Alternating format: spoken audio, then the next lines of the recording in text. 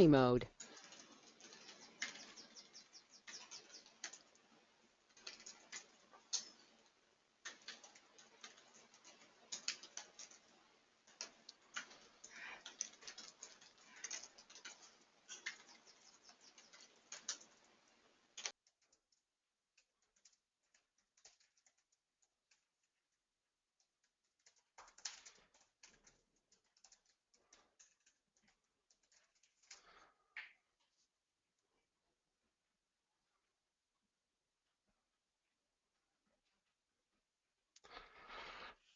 All right, everybody, thank you very much for coming to our upcoming TC meeting briefing. I'm going to now hopefully blow my slides up so everyone can see them better. This is a new effort we're trying in the OGC for both members and non-members to give them a little heads up about what's coming up for our next TC meeting. For those of you that are new to the OGC or not members who either are going to attend or thinking about attending, this will give you a little short course on what we do in the OGC and then talk more specifically about our TC meetings in general. So I'm going to proceed with the agenda. We're quite firm on time if we possibly can be. I will try to stick to this schedule because we do have some members that are interested in coming in after 20 minutes after we do a little bit of an orientation to talk about the other topics. So our agenda today is to start off with a new member orientation. This is intended for those of you who are new members, who are not members, or members who've sat out activity for a while and are jumping back in. You'll see some things have changed in the OGC. 20 minutes for that. We'll then step through some updates to our policies and procedures just for a refresher for some of you. A quick look back at our previous TC meeting and then a quick look forward to the upcoming TC meeting in Nottingham in the UK. And then finally, an overview of the summit and workshop that we will be holding in Nottingham, which I think you'll find to be quite interesting. So let's jump right into the new member orientation. So what is the OGC? The OGC is a nonprofit consensus standards organization. We were founded in 1994. We have actually 515 plus members now, 48 standards, about to be augmented with 2 more in a couple of more days. So we're doing quite well on the growth of the standards with thousands of implementations and a very broad user community. As you look at our profile, our membership is split quite nicely around the globe and in various sectors. So Europe and North America have the most members at the moment, but the Asia Pacific and Middle East regions are growing at the fastest rate right now. Our membership includes commercial entities, government organizations, university and research organizations, and NGOs, and that does include other standards organizations where we have mutual membership or mutual voting rights. Again, I think a great diverse organization, and that's part of what makes us so successful and why we've continued to grow since our founding more than 20 years ago. Our vision and mission, very simply put, to advance the development and use of international standards that support geospatial activities and interoperability. So what is an OGC standard? It is, again, a consensus document that is developed by the OGC membership. Those of you that are members, you design, you build, you approve these standards. We on staff facilitate the process, but this is a member-driven organization. And we take requirements from not just our members, but the community as a whole, and we assess evolving technology trends to see if other standards are necessary. So I'm going to boil this down to 5 really simple steps, how we make a standard. Those of you who've done a lot of work in this community will recognize that this is a vast oversimplification, but truly this is how it really works, right? 5 simple steps. Identify the requirements, form a standards working group, create the standard, submit for internal review and public comment, and then you OGC members vote to approve the standard. With respect to requirements, our requirements come from a number of sources. We have our own interoperability program that I'll discuss later, where we define requirements through testing. We have sharing and data services for international purposes, operational needs, be those government or commercial, and commercial business drivers, specifically for those interfaces and metadata, as well as some exchange encodings. Those variety of requirements are brought into domain working groups. Those are working groups that talk about specific topics of interest. We'll come to those again a little bit later as well. And those requirements are assessed to whether they collectively demand the need for a new standard or an enhancement to an existing standard. Other places we get requirements are from our alliance partnerships. So we work with the IATF, OASIS, the W3C, ISO, and a number of other standards organizations or domain industry and topical domain organizations. We typically have joint membership with these groups such that they participate in our process and we in theirs. And as they develop standards, we leverage those standards in our own. We also provide our standards back into those organizations for publishing. For instance, a number of OGC standards are now also ISO standards. Of recent work, the Web3D Consortium is perhaps our most interesting in that we have new standardized methods for describing geospatial information on the web being jointly developed by our two organizations. We have some other sources of requirements. Our standards activities derives requirements for new standards. There are existing encodings or services that an owner would like to give to the OGC for adoption, KML being a very good example, and the now CDB effort that just started. And lastly, we might have abandoned work that needs a home, a standard that is no longer being actively developed, and in some cases even no longer supported, but for which the industry needs assistance, and we'll pick those up. And so we're doing some work with LandXML and trying to determine whether a new InfraGML is the ideal replacement for that standard. Next, we form a SWIG. Pretty straightforward. There's a simple 3 or 4 page charter that has to be written that describes the business case for that standards working group. Let me be very clear, the business case doesn't mean we need a profit loss statement on what you're going to do with the standard. Rather, we need to understand, is there an industrial or a research need for the standard to improve something in the geospatial interoperability topic area? 3 charter members, one of which needs to be an OGC voting member, so we do need an endorsement from someone who's very active in the OGC. And then you request a technical committee to allow that SWIG to form, and that goes through a set of simple presentations and finally a vote for approval. Once the SWIG starts, you create the standard. Maybe not as simple as just creating a standard, right? There's a lot of processes involved. It is not exactly a simple thing to do. It's a lot of work to build a standard. You need use cases and requirements and dependencies. We do have very clear OGC policy on how these standards have to be developed. There is an abstract specification and a modular specification with which you must comply, and you are reviewed on that as you're developing a standard. You are allowed to invite experts. So many of our standards working groups include experts from around industry and research and the university community that are not OGC members but who can contribute to the standards, and those experts are allowed to come in.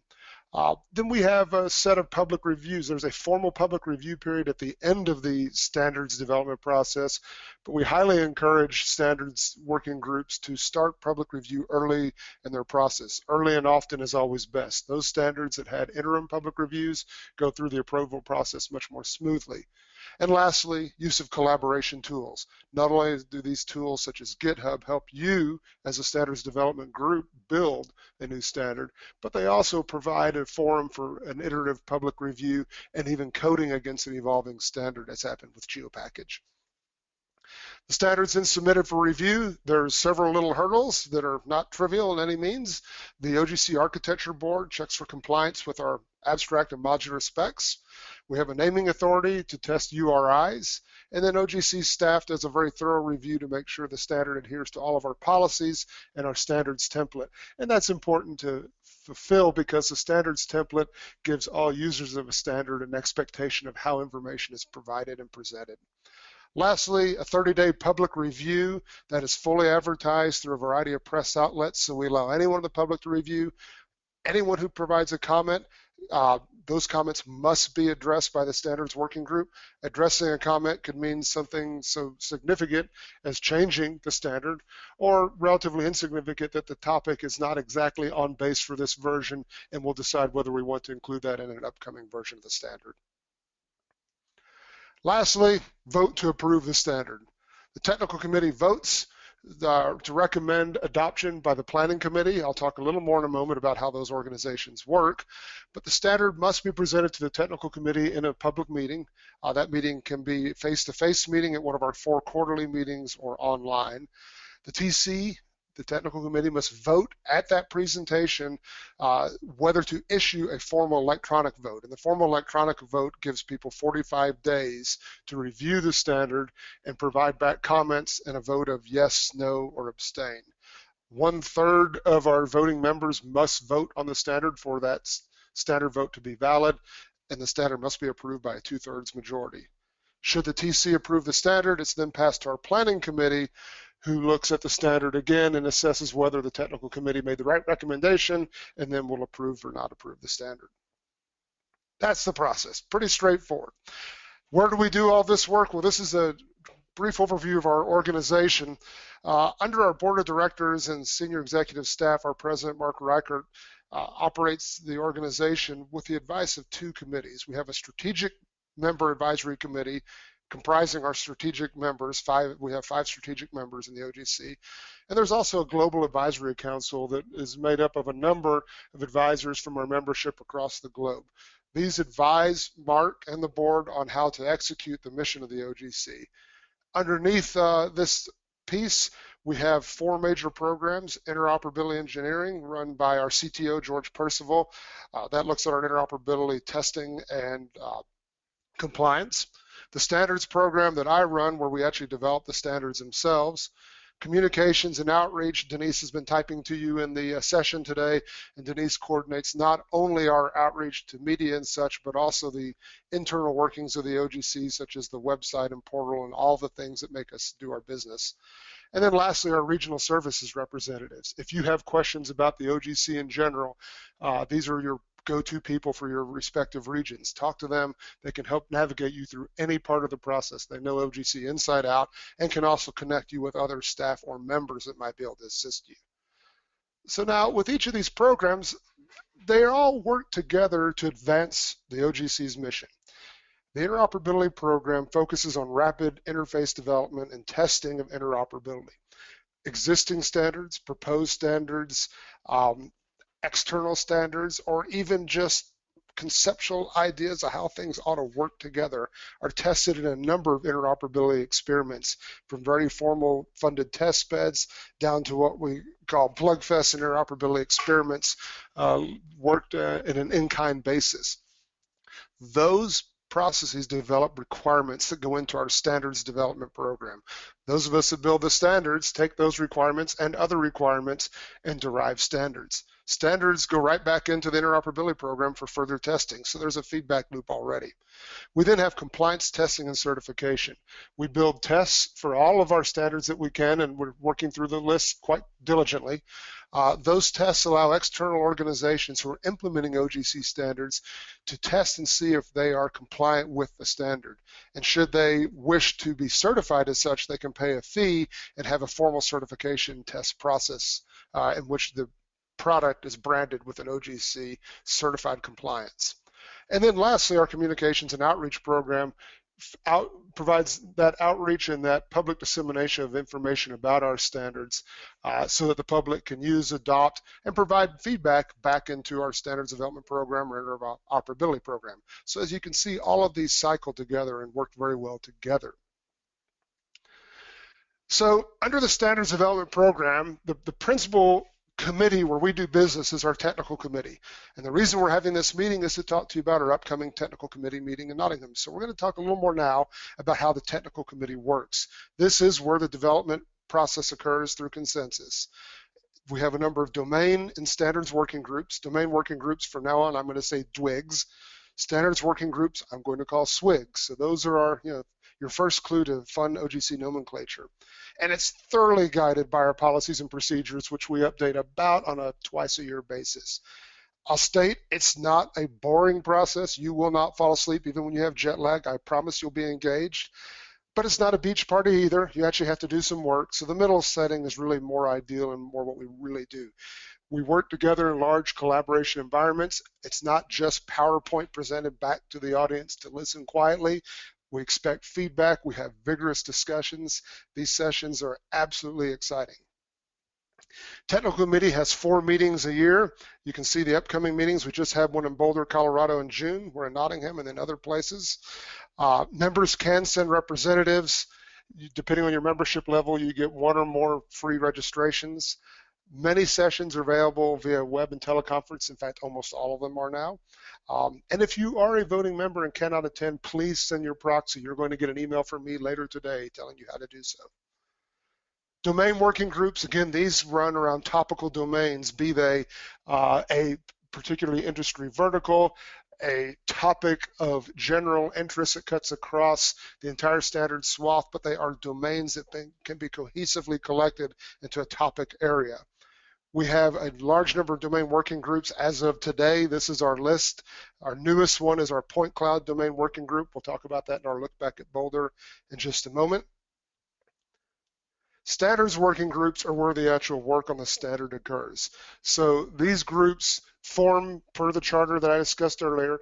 They work until they build a standard, and then they either become inactive or recharter themselves to evolve the standard in the future. There are intellectual property policies in effect for standards working groups. So prior to joining a working group, you must sign an intellectual property agreement to ensure that you are going to adhere to those policies. They're clearly spelled out on our portal, and I'll be happy to work any of you through that process. A standards working group typically works 6 to 18 months, depending on the complexity of the version of the standard. This is a list of our SWIGs as of today. We also have some new ones that are starting up here by the Nottingham meeting timeframe. You can see quite a number of topics. You'll recognize in the list standards that you use already, the web mapping service, web coverage service, as well as some new ones, the pipeline ML that's just started up, and working with some of our other standards, GML, to develop a pipeline encoding standard. Now, every DWG and SWIG has a portal page. Those of you who are not OGC members can go to our public-facing website and get information about each DWG or SWIG. If you are a member, when you log into the portal, you can get information on each as well. Every DWG is available to you, this portal of information, at any time. The SWIGs, you only get to see the SWIG information in the portal once you join that SWIG, because there are files and other information there that are protected by the IPR policies. I just want to make that clear that through our portal, those of you that are members, you can't see SWIG information on a SWIG to which you're not a member. Some other operating units in our standards program include the OGC Architecture Board, referred to as the OAB. The OAB works to ensure that the architecture, the entire organization and standards suite adheres to modern and best practices, but also to ensure new standards adhere to our own architectural rules. The naming authority I discussed earlier, that's for URI validation, and the planning committee. The planning committee provides guidance and oversight to the technical committee, as well as the final seal of approval on any official OGC policy document. We have some guidance documents listed here. A guide to the OGCs recently been updated to talk about how we work in general, the reference model best for procuring organizations, and those who want to understand the big picture of how these standards fit together, and then a few specifications that talk about our underlying architecture. We also have two types of position documents: an OGC standard, that can be an implementation standard or an abstract specification topic, and an OGC best practice. That's a document that discusses best practices related to the use or adoption of our standards. Those best practices do not have to discuss how OGC standards that are already published work, and in fact, in some cases, a best practice is a step before a standard. A concept is described in a very standardized fashion in a best practice. The members vote and approve that best practice, and that can evolve to a standard with work in a standards working group. Other documents you'll see from our portal that are very handy: engineering reports. These are the outputs of our interoperability program. Right now, we've finished Testbed 11, and the engineering reports from Testbed 11 are coming out at the rate of a couple of a week. And those are very informative documents of actual testing, and will give you previews of standards development work to come. Discussion paper, talking about technology or standards work. Discussion papers tend to be very technical, but they're not an official position of the OGC. Rather, they are a discussion formulated by members and or staff. And lastly, white papers, higher level topical discussions on policy, on politics, on technical issues. We have a number of white papers, one recently published on the smart cities that I have found to be very informative. In fact, I refer to quite frequently when making sure I know how all of our standards work together. One last type of document, if you will, that we use quite heavily, and that's our change request. So I request that all of you, members or non-members, go to our change request portal entry place at any time if you find something in a standard that you think needs a change, or if you have a suggestion for a new idea that we should research, a new requirement. Change requests are really one of the best ways we can receive feedback on our current standards as well as where we need to evolve our standards. Each change request is processed quite formally and is submitted to the appropriate member group, a DWG or a SWIG, where it can be evaluated for further processing. Voting. We have a number of types of votes in the OGC. You've heard a little bit about voting already. We vote not only in the working groups, but also in the technical committee, and we do these either face-to-face or by electronic means. Working groups, typically face-to-face meetings or teleconferences. The votes can be called at the meeting. There's no notice required. Notice is required for electronic votes, however. One vote per member organization, and in a SWIG, only a voting member can vote. I won't go into details of how you become a voting member. That's very important. Next, votes that occur in the TC plenary. We have a number of votes that occur for approval of non-position papers, approval to start electronic votes on position papers. This is just a list of all of our votes. We have two types of voters, that is any TC member or voting members of the TC. Those are members at a certain membership level or higher. And for electronic voting, we have a handful of processes for portal electronic votes or email votes. Portal electronic votes have a very formalized process and policies and procedures. You see them listed every time you log into our portal. They're required for all position papers and certain structural changes, such as formation of SWIGs, changes to policies, etc. Email votes, we're improving the way we're describing them. I'll be on that topic in just a moment.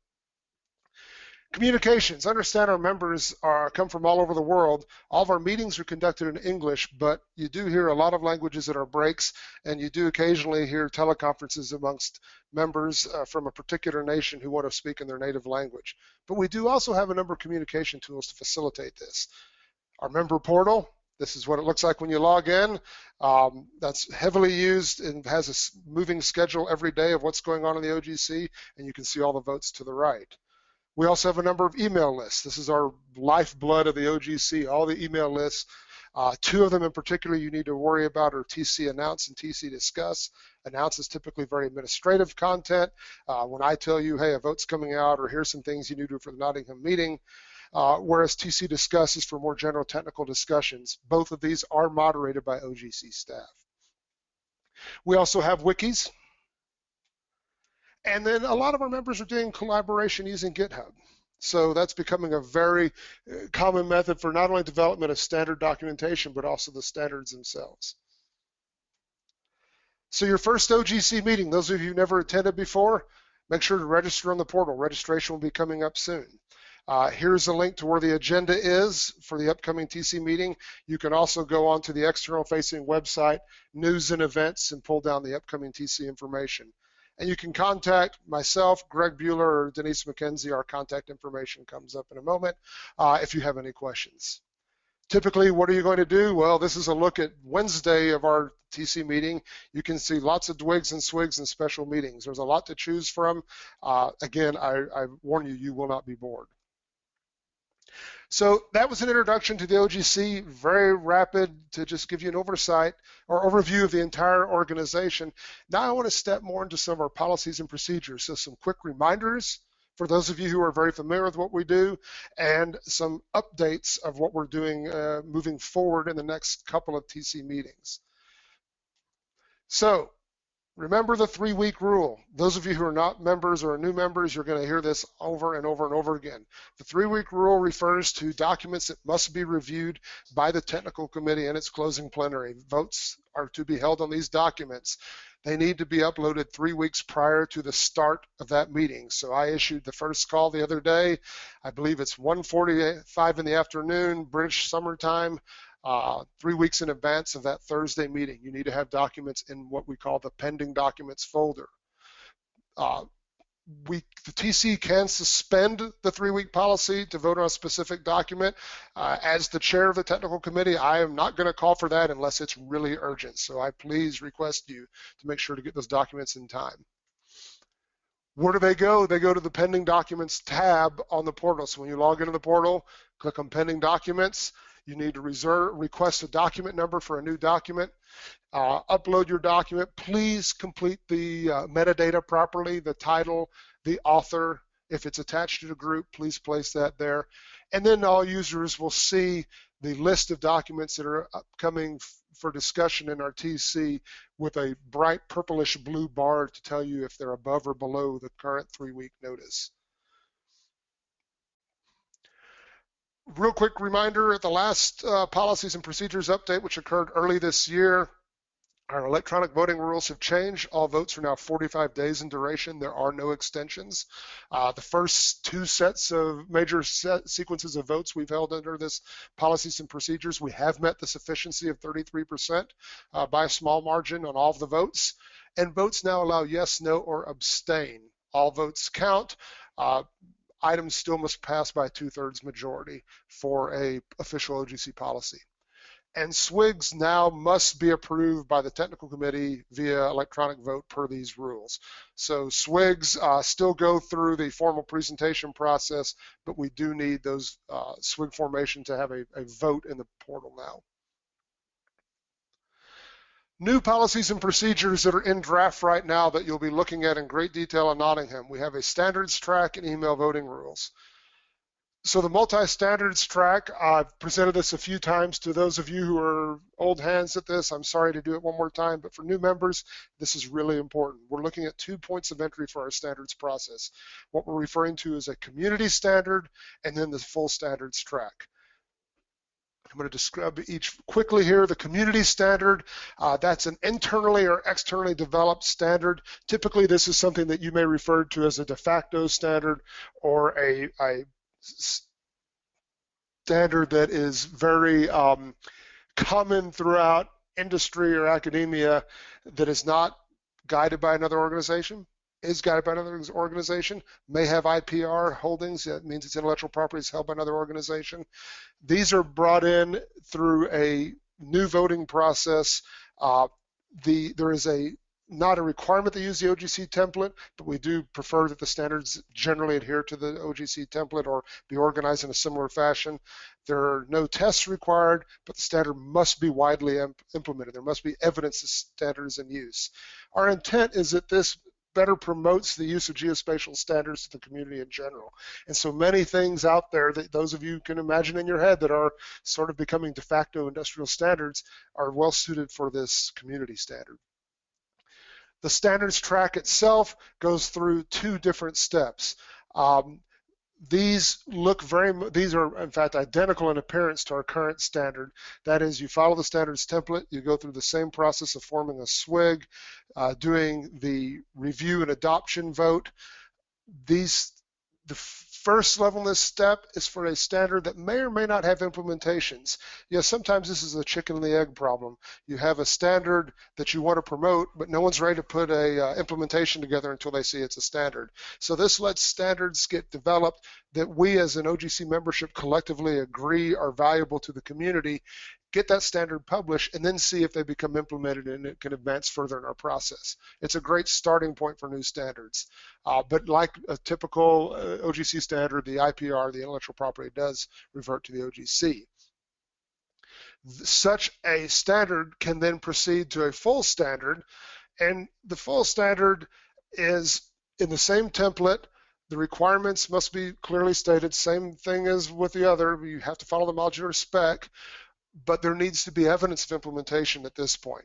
So the standard must be implemented and there must be site tests developed. This is one of the new requirements. So this is what differentiates our current standard from this full standard is the site tests are developed at the time of the standard being pushed through this process, and when it is approved, the site test will already be in place.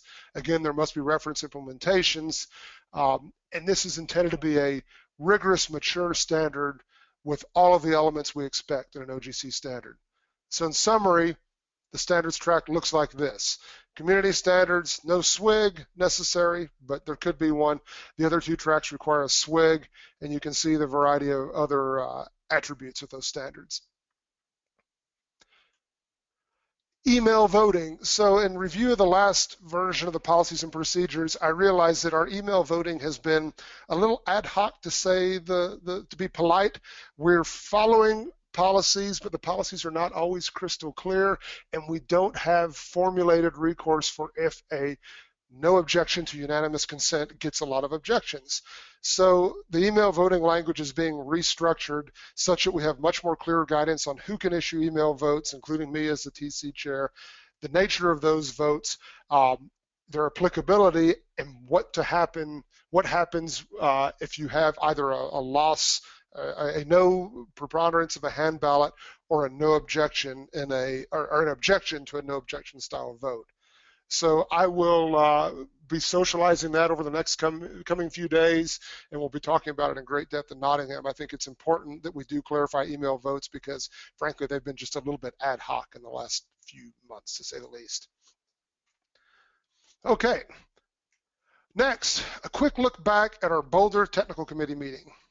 So I'll talk about 5 things that occurred at the meeting: Testbed, our new point cloud DWG that stood up after the meeting, the Geosemantics Summit, tell you a little bit about the formal breaks, and I know Denise is going to put out a poll for the information on this meeting. I would also like those of you that attended the last technical committee meeting to give me some feedback on the meeting breaks, and then talk about our fancy Gardell's Awards winners.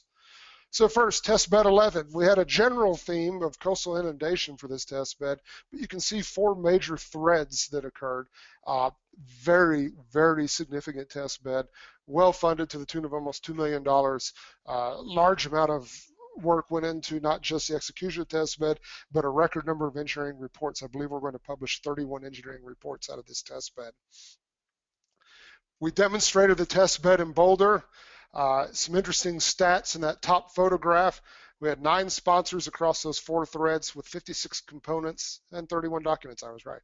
120 participants from 29 organizations, and all this work was done in 6 months. It's a really significant amount of work to occur in 6 months.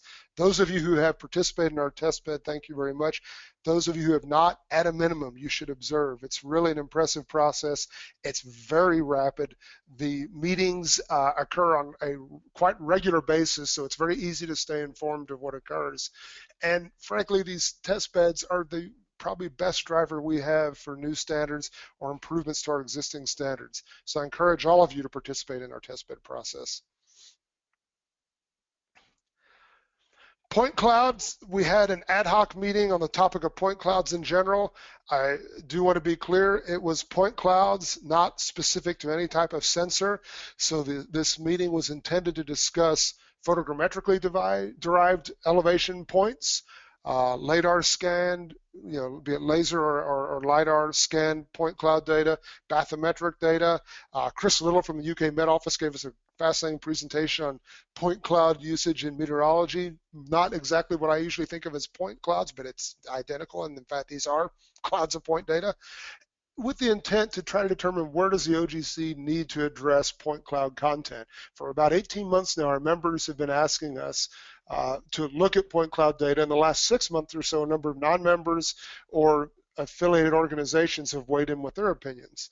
So as a result of this discussion, we formed a point cloud DWG. The enthusiasm in the meeting was so great that the charter was actually first drafted in only a 2-day period. Went back out to our members. We received a lot of really excellent comments, redrafted the charter.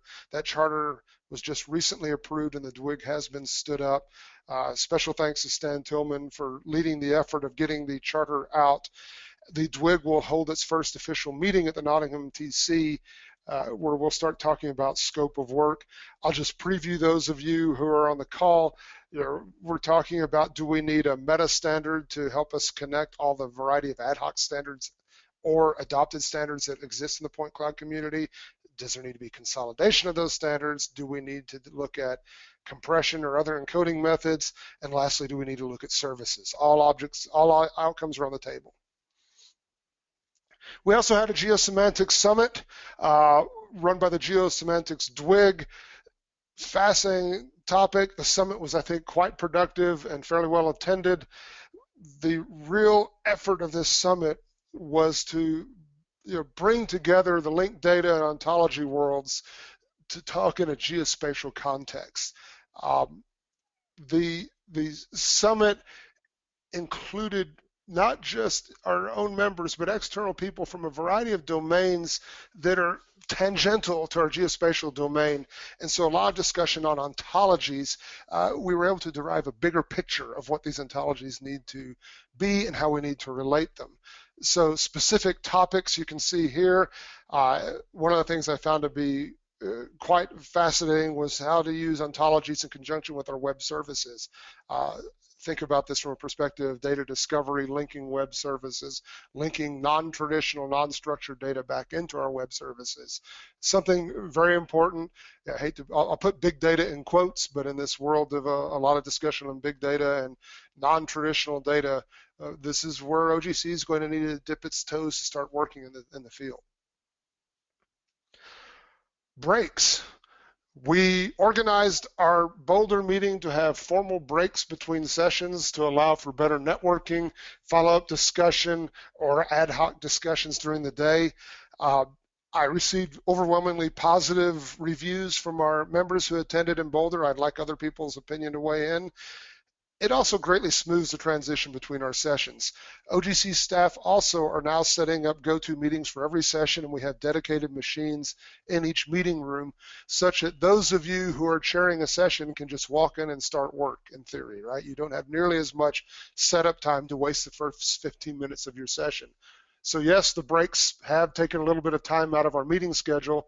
On the flip side, we think meetings start quickly enough that the time is completely equilibrated. And lastly, we had 2 Kenneth D. Gardell's Awards at the Boulder meeting. Our 2015 Gardell's Award went to Paul Scarpentini of Bentley Corporation. Those of you who know Paul know that he is a tireless advocate of all things OGC and has been instrumental in a huge number of standards. When Paul reviews your documents, you get a real review. He is absolutely critical to our success and is leading our land infra work right now, where we're having what I consider to be some of our best interoperation with another standards organization, being Building Smart. We also awarded a special Gardell's Award to Carl Reed. Carl was our CTO and director of the standards program for 14 years until the end of December. And before that, Carl was an active member from the initial days of the OGC. Carl's back to being a very active member. He's chairing 2 working groups already. So Carl's contribution is absolutely incomparable. Now a quick look forward to the Nottingham TC meeting. 3 things to talk about. A theme to the meeting. We'll see how successful we can be in this theme idea. A little bit more about Testbed 11, and then some unique opportunities you're going to have in Nottingham. So it's been my desire over the past year that we try where possible to have a little bit of thematic content in our meetings so that we can see if we find some topics of interest to our membership that cut across a number of our domain and standards working groups. So in this case, we're looking at volunteer geographic information or crowdsourced information. Those of you who work on the data side of the geospatial environment know that VGI content is king right now. There is so much VGI content being derived, and anybody and everybody is trying to find ways to leverage this information. It's freely available. It's also often with non-restrictive licensing terms. It has a variety of degrees of completeness and quality, but regardless of the quality, it's often better than what we can build on a bespoke basis. The University of Nottingham under Mike Jackson is already doing a lot of research on this topic, and so it's quite apropos that we have this session in our Nottingham TC meeting. The focus I have had on VGI is the relevance of a standards organization to the VGI community.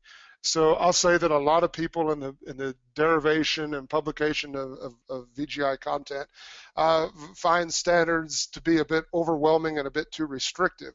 So do we need to flex a bit in how we build standards and how we publicize those standards and how we request they be implemented to accommodate this community? Or do we do some outreach to the community to explain to them where our standards can help? Or do we do a combination thereof? So this is the topic I'd like to address. Mike is going to really help us focus on the quality aspects. So not just how good, how accurate are the data, but how complete are they and how suitable are they for use in other topics. We'll kick this off with a VGI workshop that I'll come to in a few moments. And I request that those of you on this call who are chairing, and there will be a call out to our general chairs as well, if you have VGI topics that you'd like to bring into your sessions, please do, and we'll try to wrap those up in our closing plenary. Next, Testbed 11. We are going to have a repeat of the demonstration from Boulder. It's going to be Thursday, the 17th of September at 10:15 in the morning local time. So that demonstration, it will not be like in Boulder. It will not run unopposed. There will be other sessions in parallel. But those of you who are not able to attend the Boulder TC and want to see a repeat of the demonstration, we'll be doing that in Nottingham. Again, I think you'll find it interesting. It's a very great sort of multimedia experience. You've got people on stage. You've got PowerPoints. You've got videos, singing, dancing. The whole thing. It'll be a really good demonstration. I'll talk about a couple of unique opportunities at the host of our next meeting. So the Nottingham conference or meeting will be held at the British Geological Survey's Conference Center outside of Nottingham. We're going to get Monday evening some 3D virtualization demonstrations. So the BGS has very robust 3D capabilities and a data cave, and we're going to get to see geologic content, and remember, all geologic stuff is geospatially related, demonstrated Monday evening. I think that'll be fascinating. Speaking of from the point of being the former chair of the 3D Information Management Group in the OGC when I was a member, I love all things 3D, but I think you're going to find this is some of the most sophisticated, interesting 3D content you'll ever see. They also have a geological walk, which I plan to do on a daily basis because I think rocks are wonderful. Really fascinating thing at the BGS. It's a beautiful facility. I think you'll all really enjoy the location. And Wednesday evening, our reception is going to be held at the Trent Bridge Cricket Grounds. As you can tell from my accent, I know very little about cricket, as do a lot of our members. So this would be a great experience, one, to be in one of Britain's most beautiful cricket facilities, but hopefully we'll get some great insight into how the game actually works. So be sure to register early for the Wednesday evening reception. We are a little bit more limited on space than we are at some other receptions. Should be fascinating. And those of you who've not attended a meeting before, our Wednesday evening receptions are one of the best places to network and discuss general topics of interest to the OGC, but also to build a personal relationship with a lot of our other members. I find Wednesday evening receptions a lot of times to be the best place to derive my requirements for the next TC meeting to be held. I just go fish around and see what did you learn over the course of this week and what can we do next quarter to make things more interesting. I encourage you all to attend. Brief overview now of the summits we're going to hold in the Nottingham TC. Two special events. I described earlier our effort in VGI. So Monday afternoon from 13 to 14:45, we will have a volunteer geographic information workshop. And then on Thursday, all morning, there will be an Augmented Reality Summit. OGC has co-located with augmented reality expertise a couple of times in the past, and these summits have been well attended not only by our own membership, but members of the AR community. First, to the VGI workshop, this is our preliminary agenda. This is evolving as we speak. We do have speakers for a number of these topics. So start off with just an introduction to VGI, then talk more about the relevance of standards to the VGI community. Again, this is of great interest to me.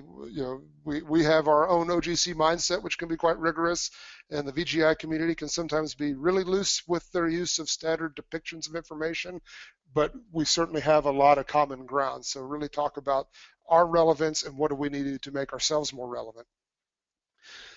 Third, talk about challenges with respect to data exchange. So a lot of you probably pull data now from OpenStreetMap. How do you want to get OpenStreetMap data into a geo package? And how do you want to make sure that your nomenclature is clear? We also have a very concrete example from Cobweb and talk about the observations and measurements citizen profile with respect to data exchange of VGI content. Fourth will be challenges for data quality assessment. So this is the implications of data fusion and the propagation of uncertainty. So if you have data with a variety of, let's say, positional accuracy in the same data collection, and you transform that data and fuse it with new data, those errors propagate differently depending on how accurate the initial data was. Imagine any other scenario. A quite complicated topic, and expertise from the University of Nottingham will be here for that. And we'll talk about precision and lack of consistency, and accuracy and completeness. We often think of completeness as not being an issue when we have bespoke data because there's a specification against which we collect. When you're talking about VGI, we're not specifying the community, thou shalt connect every single river in Zimbabwe. They're going to collect what they get. And so how do we assess completeness? What kind of statistical methods are there to assess that? And lastly, we will develop a number of actions for the OGC to pursue, and we'll present those at our closing plenary. Next, our Augmented Reality Summit. That will be Thursday all morning. And this summit really has 4 major goals. Understand that the OGC has developed the Augmented Reality Markup Language, ARML specification or standard. That's our first foray really into the AR community. The AR standard is very much a OGC-like standard. It does define how geospatially referenced content can be presented in augmented reality browsers. But what's next? What are the barriers to interoperability? What new activities are relevant to our AR work? So that is not just the future of ARML, but also augmented reality standards work going on in OASIS at the moment. Discuss some of the emerging challenges, and then plan for the community's future. And that is, do we continue our existing activities or renew them? Do we charter new work, etc.? I think it'll be a great session. It's going to be led by Christine Perret from the AR community. Those of you who know Christine know that she's very dynamic and runs a productive meeting that never will end without goals and outcomes. So she's very good at making sure that we come to decisions and have steps to move forward. Okay, just to talk a little bit more about logistics. Physically present in Nottingham will be these OGC staff members, so you can find us all. If you go to the OGC website, you can even see pictures of many of us, so you'll know what we look like. But we'll be bouncing around everywhere. If you have any questions, any comments during the meeting, track us down. We can help with anything. Some final thoughts. We only have 6 weeks to go, or 6 weeks in a couple of days. Registration almost open. I don't think it's quite open, but we'll be open very shortly. Non-members are welcome to attend. There is a fee that's applicable, but please contact me if you're not a member and wish to attend. I will note that you will be able to attend most of the domain working groups, the standards working groups. You cannot attend unless you are invited to. There will be a lot of information for download. Yes, we'll need a link. I have a comment here from Denise that our registration will be open by the end of the week, so we should have it open in the next couple of days. And again, email addresses for those of us organizing the meeting, and you can follow us on Twitter, Facebook, LinkedIn, etc. Now, I purposely worked to give us a little bit of time for questions at the end, but I also see I have a note here that Andrew Hughes with the BGS wants to speak briefly about the hosting of our next meeting in Nottingham. So I'm going to turn over to Andrew. For all of those of you online, I apologize. I can't hear anything on this session. I'm just rambling without being able to hear. So I'll request that someone on our staff let me know when I need to speak up again. So Andrew, over to you, please. Okay, so if I can just, if you could share the screen, I'll just pop up, go through some quick slides.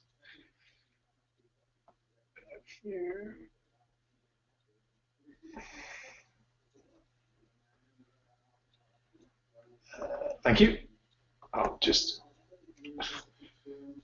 Right, so I'll just run through briefly. I mean, I'm going to, Scott, you provided us a great introduction to the site and what to expect. So I just thought I'd take you through really what you might like to see when you're here. And I think a lot of, as you'd expect, we've got a lot of rocks and a lot of old rocks, not literally in geological age, but also in terms of discovery. So we have things that were discovered even before Darwin began his work, and is an example of Darwin's mentor discovering fossils down in Dorset. Where to be absolutely accurate, we're about 5 miles, about 8 kilometres outside of the centre of Nottingham. There's pretty good bus links to get there, and a lot of the hotels and accommodation is available in the centre of Nottingham, as is the cricket ground for the Wednesday evening meal. All of these details can be found on our website. The web address is at the bottom there, bgs.ac.uk. This morning I just thought I'd take you a sort of, or this afternoon really, take you through a quick tour of the site. So an overcast day, perhaps a portent of what you might come to expect in September anyway. Here's the reception for registration. We have the geological walk, which takes you through from Precambrian all the way through to Quaternary. I thought I'd just do this, quickly go up to give you a flavour of what to expect in terms of the site and how it looks. And we've had quite a lot of work done in the last 3 or 4 years, and the site is really looking quite nice. William Smith building and the James Hutton building there. In terms of the facilities, Scott kindly mentioned our data cave. This is our 3D room, which we'll kit out in cinema-style seating for the duration of the TC, so you can all welcome to come in and use it. The screen, as you see, is at least a couple of meters high by a good 4 or 5 meters across, and it's really good quality.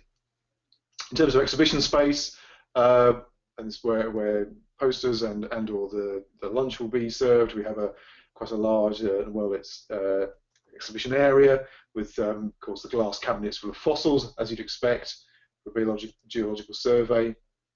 We also have, importantly, lots of rooms and areas where you can undertake side meetings, work using Wi-Fi, and so on and so forth. And again, the site's been refurbished in the last 2 or 3 years, and it's looking quite nice.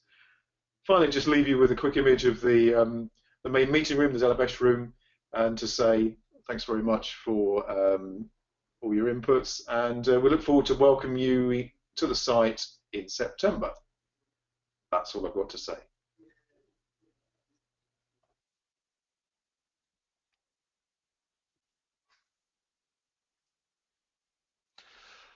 Okay, great. Andrew, thank you very much. I wish I could have heard it, but I saw the slides and that was excellent. I'm just going to make my own little commercial here. I'm a geologist by education and original profession, and all geologists consider the VGS to be one of those holy sites to which we must periodically make a pilgrimage. Awesome bookstore, so go buy stuff from them. It's a really cool place. I can't wait to go just be a geologist for another week. Okay, so I want to address a, let's see, we can see fix my screen. Sorry guys, thanks. You're not seeing what you want to see. Let me show the other screen. Apologize folks, there we go. So I want to handle a few of our questions here really quickly. We've got about 5 more minutes in the seminar. First, we had a question, how can I add new members to the portal? I'll give you a great tutorial of that. Just catch me offline, ssimmons@opengeospatial.org, or give me a ring. It's pretty straightforward, and I'll show you how to do that. Second question, would GeoTIFF be appropriate for a community standard? That is an excellent example. Now, GeoTIFF is moving through a regular standards process, but it is an example of what's ideal for a community standard. Widely adopted, could use a home for its evolution, and certainly to say that it's well implemented is an understatement. So there are gazillions of implementations. So yes, a very good example. You can imagine many others out there.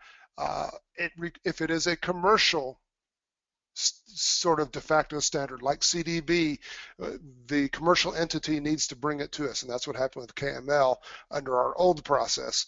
But in the more in the newer process that is proposed, something like KML would likely have come in first as a community standard and then gone through the full adoption process.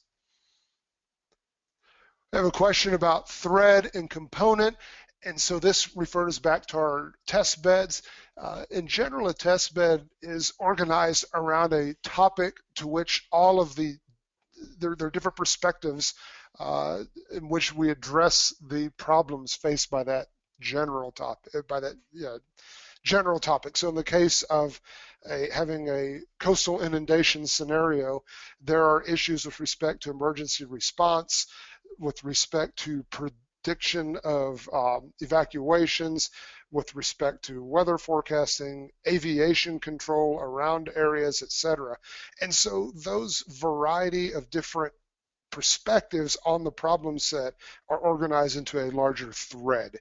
So there was an aviation thread, and that worked with not only the need to get aviation assets into or out of the disaster area, but also the need to do notice to airmen, that is the notifications that certain airspaces are open or closed, the in-flight routing of aircraft, etc. So there's a lot of aviation components necessary to deal with a flood response. So the thread is that bigger sort of perspective into the giant topic, and then the components are those specific elements. And so aviation being another example is how do we exchange information, geospatial information, such that the notices to airmen go out appropriately in the format that those airmen expect to see the notice, but are still linked back to the geospatial extent of the problem area, and can be shared with other people who need to know about restricted flight zones, etc. So the component is just a subset of the thread, and hopefully that's clear. Let's see, and do I have any? I think I have one more question. So very good point. The Nottingham TC meeting is partly in parallel to Energeo in Stuttgart. Yes, unfortunate coincidence this year. And can we have some influence on what day a DWG meeting is? So this is specifically with a request to the point cloud, but it can also go to other ones. Yes, so contact Greg Bueller and myself about any constraints. We still do a little bit of what we call horse trading on the schedule and can move sessions around and shuffle a bit. But please do so as soon as humanly possible. I have the request now. We'll look at this one to see if we can move it. I request that you do it as soon as possible because a lot of people have already started planning their travel, and people that cannot attend the full duration of the meetings might already have planned travel around certain sessions they need to attend. So we're not going to move too many much more. I'll just let that be stated, but please, as soon as possible, let me know if you need some shifting. And with that, I have all the questions. We have a poll. So please let us know if this webinar was helpful to you, and please feel free to email me and any of the other organizers. We've not done this type of a session before. There's a few kinks we want to work out. I will admit, I think I probably had just a little too much information for our new member orientation, because we will also have a new member orientation face-to-face at the Nottingham TC. So we're welcome to suggestions, organizational changes to this meeting, splitting it into two types of sessions, one for new and non-members and one for existing members, etc. So we're open to all suggestions. Like I said, we've never done it before, but we're really trying to give everyone as best a preview as possible to our upcoming TC meeting so that you are all better prepared to attend, or if you can attend, you can submit requests to those of us who are going to be there or to staff to have certain topics covered or get summaries. So again, anything we can do to help you make more of your TC meetings is of great benefit to all of us in the OGC. So with that, I thank everyone for your attendance. I will mute myself. We'll leave the line open for a while. If a few more people have some questions, I'll kind of keep watch on the sessions, the questions, and try to answer you one by one. Again, thank you everyone for your time.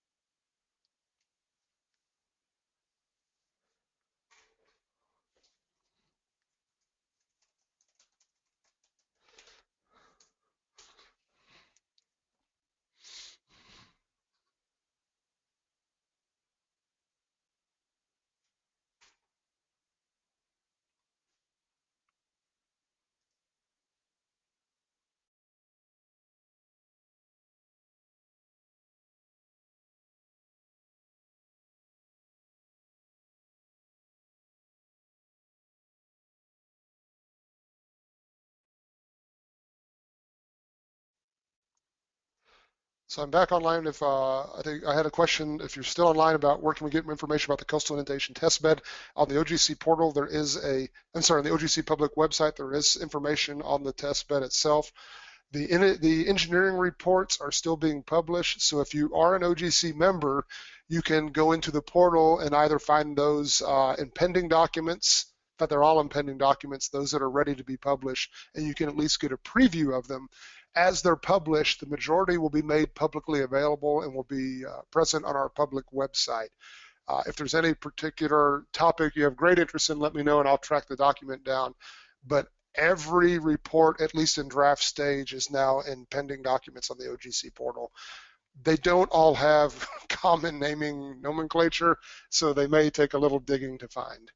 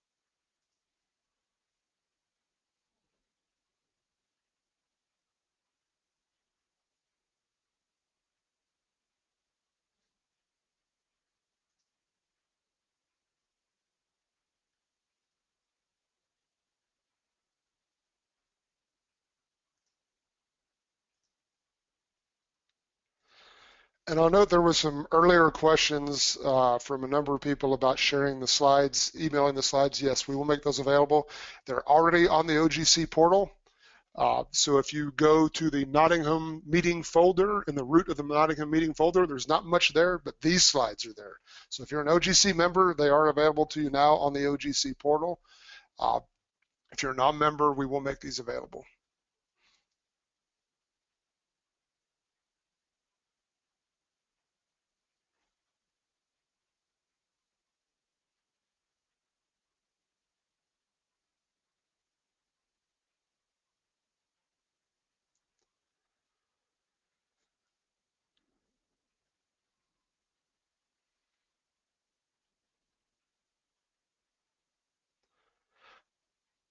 Okay, well, if we have no more questions, I'm going to stop sharing and drop off the call. Again, everyone, thank you very much